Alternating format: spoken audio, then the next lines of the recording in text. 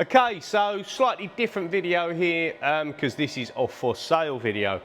Now, a few of you would have watched back about 2 years ago, I think it was middle of 2021, I bought this XYZ PROTURN 420 lathe.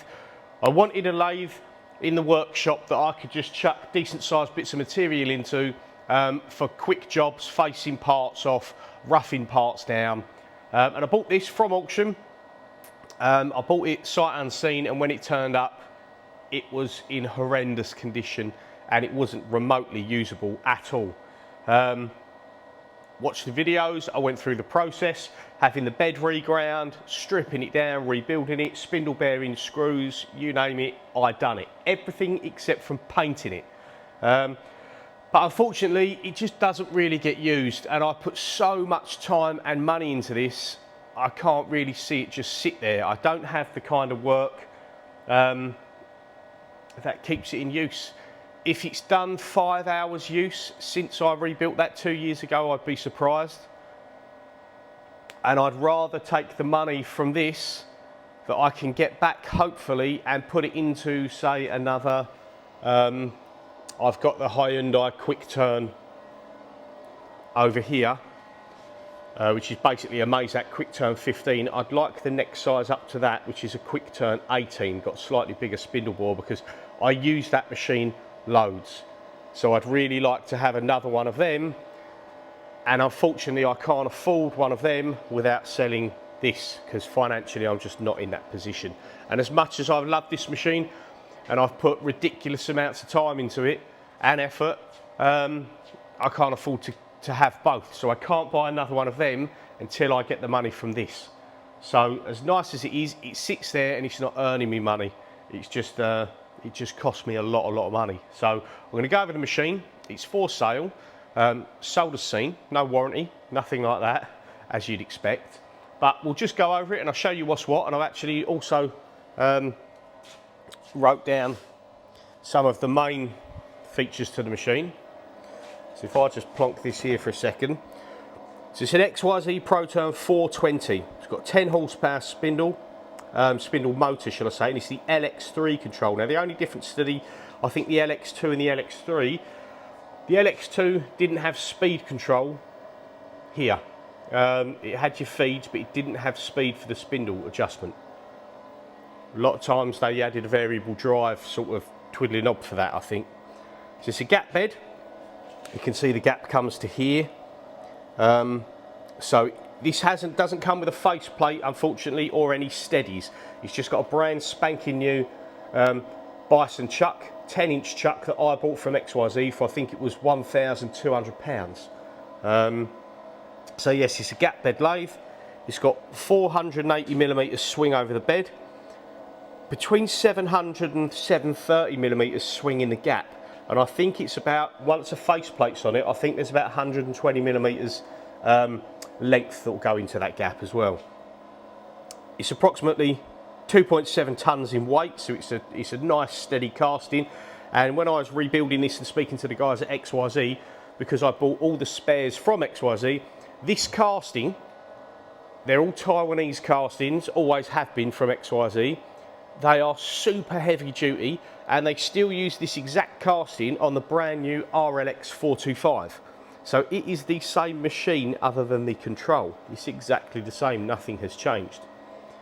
It's got 80mm spindle bore, which is a really nice size. We've got a remote start stop button. You've got one here, the cycle start stop, but I didn't like it being next to controls. So I actually done it on a button, which I much prefer because I can just have it in my hand while I'm watching stuff go. I prefer that. You can still use that. You just take out this connector from my start stop and you put the original one back in. So it's still in use if you want it there. Entirely up to you. You've got spindle forward, off and reverse, emergency stop, coolant. There's no coolant at the minute because I've cleaned it out recently. What else are we on? So it's an MT5 tailstock taper. That's a 75mm diameter quill, and it's got 160mm length on the quill. The other good thing, which you'll normally not see on these old ones, is that these tailstocks are really heavy when you're moving them backwards and forwards if you're doing a job. or if you're doing repeat work that requires a tailstock. Most of them are gone now, but they have an air assist on them. So I replaced all the airlines, the fitting, the seals, and you'll just about see it if I walk around here. I've ran air to the machine, and you've got a valve there. I've got a T-piece, so you can connect like an air gun to it as well. So that basically means you can just push the lever. That supplies air to the bottom of the tailstock. You can see it's coming out there. And then it's really easy to slide around and move. Whereas without that, you're really gonna struggle to moving it backwards and forwards. So that is such a good feature. Definitely one you want to keep. Or if you've got one of these lathes that's no good, you want to get that fitted back on because it's really good. So yeah, air assist tailstock. I've got 10 holders for it. So there's one on the tool post there. I've only got one boring bar holder, and then there's another 9 normal holders. A couple of them are V-style holders for round tools, but the majority are just for square shank tooling. 1-inch tools, 25mm. 1250 between centres, and I said already, a 10-inch 3-jaw chuck. So there's the info, pretty much all the info you're going to need on the machine. Now it's a big sturdy machine. As said, the casting's really big, really strong, and I hate to say it, I'll be honest with you, if you look at the videos, the amount of time and effort I put into it. So when we done it, we sent it off to Unislide, and we had the bed fully reground, and under the headstock, everything was done to match. They redone the tailstock, reground that, and put new shimming in there. I put a new screw in the tailstock, new bushings, new bearings, so that's all nice. They completely redone the tercite under the saddle and under the cross slide. I fitted a brand spanking new X-axis ball screw from XYZ, a brand new Z ball screw from XYZ. They were a small fortune. I put new brushes in the X and the Z motor. I redone the wiring to the hand wheels here. I fitted a new jog wheel because the original one that came with it was broken. I fitted all new cables from here back to the pendant. I fitted new glass panels. I fitted new, these run on cables and springs and rollers. So new springs and rollers, because most of these you see do not open nicely. This opens beautifully. So yeah, new panels in there. So there's something like 2 layers adding up to about 16mm thick then panels. This is original. It had been repaired at some point. You can see it's got a bit of weld on it. It's probably had a ding somewhere in its life, but works completely fine. You have got a safety switch on here, so when this is open, the chuck will not work, but there is no safety switch on the door. It wasn't there when I got it, or it was, but it was broken, and I prefer not to have it. Now, that's me personally. If you're buying this, it's down to you to sort out safety switches, but there is one on the chuck. Everything on here, you see all this, is I prefer to just give, when I'm not in use, I just spray everything in my workshop with WD-40 out of habit. You know, just keep everything oiled up. Here's the control, Prototrak lx3. So currently you're set up as a program, but you can go through, you've got your DRO screens, incremental, absolute. You can do ones, which means you can just select a taper, put in the angle you want, 12-degree taper, press enter, and then when you move the hand wheel, it will do a taper at 12 degrees. Same thing goes if you want to do a single radius and a single fillet. It's quite a handy little feature. You've got manual go-tos, which creates a stop, so you can set your X and Z stop, and no matter what you do with a hand wheel, it will stop at that point and won't go past it. You've also got power feeds if you want to feed in, if you're just facing parts off. And then obviously you've got your programs. So I run a little program here, nothing special, but we can run that. So you've got 2 options with these machines. Tracking, which is a really good feature. Basically that means you will run the program with the hand wheel. So if I start the spindle here, so we've got spindle forward and then I've got like a little enable, that will start the spindle, and as said before, it's on a switch, so if you lift that guard up, the chuck will stop. So when it's in tracking mode, the hand wheel is going to give you the actual program cycle running through with the hand wheel. So you see, as I turn the hand wheel, it's running the program.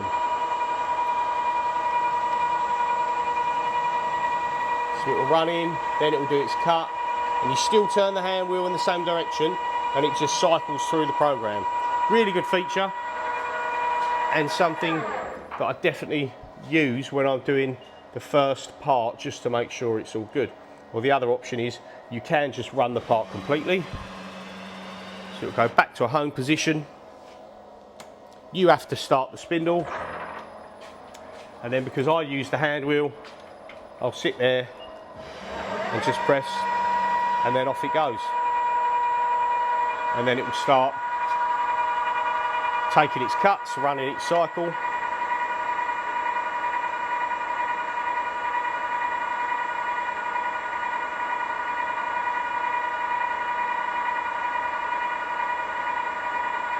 And obviously you can do drilling, you can do internal boring, external turning, whichever you want to do. And then if you want to stop at any point, you just press the button. If you want to look at something, and then you can carry on. So I'm going to stop there, come out of that, come back into DRO. Obviously you've got the jog hand wheel for the rapids, which is nice, because you haven't got to keep cranking the handles if you want to turn it into a set point. Same on the Z.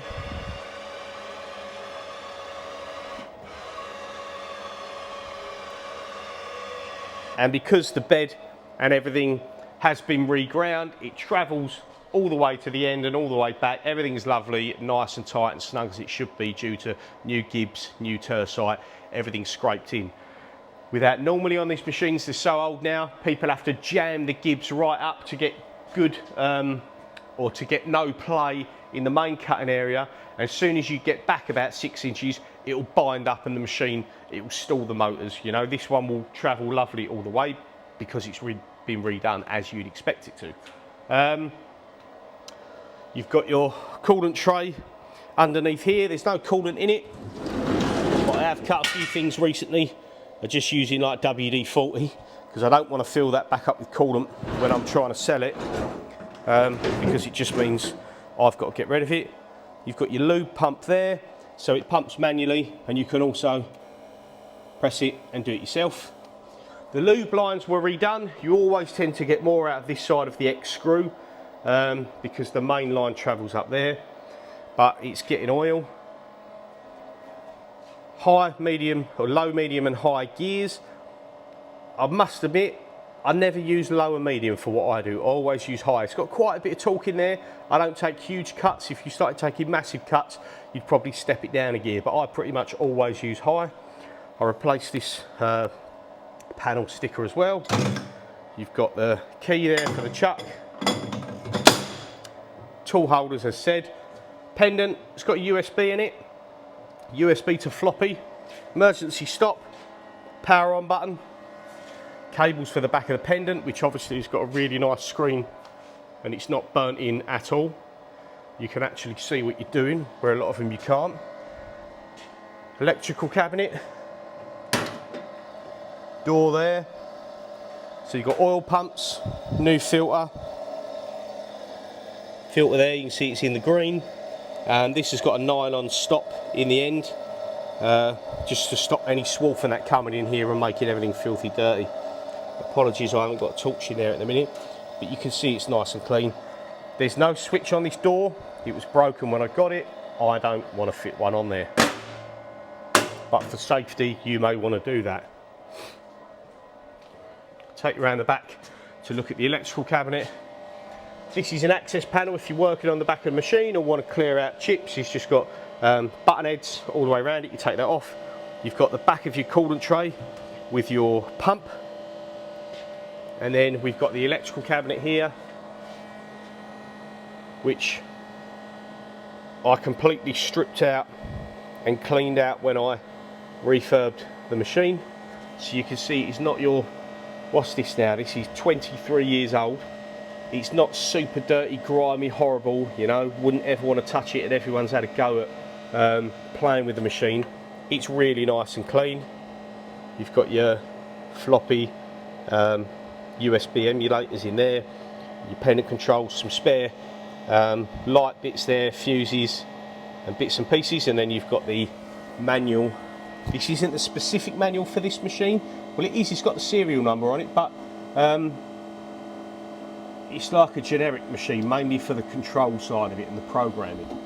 But as seen, it is really nice condition. I've only got that jammed in there because if not, the door will just close on its own.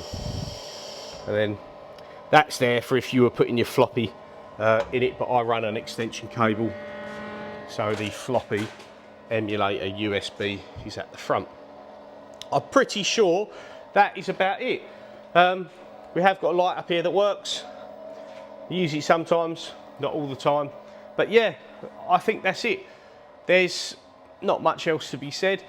It's a shame I didn't go to the effort of painting it, but if you've ever painted a machine, you'll know to do it properly, and to start getting back all this enamel stuff that they paint it with from the factory originally is just ridiculous amounts of work.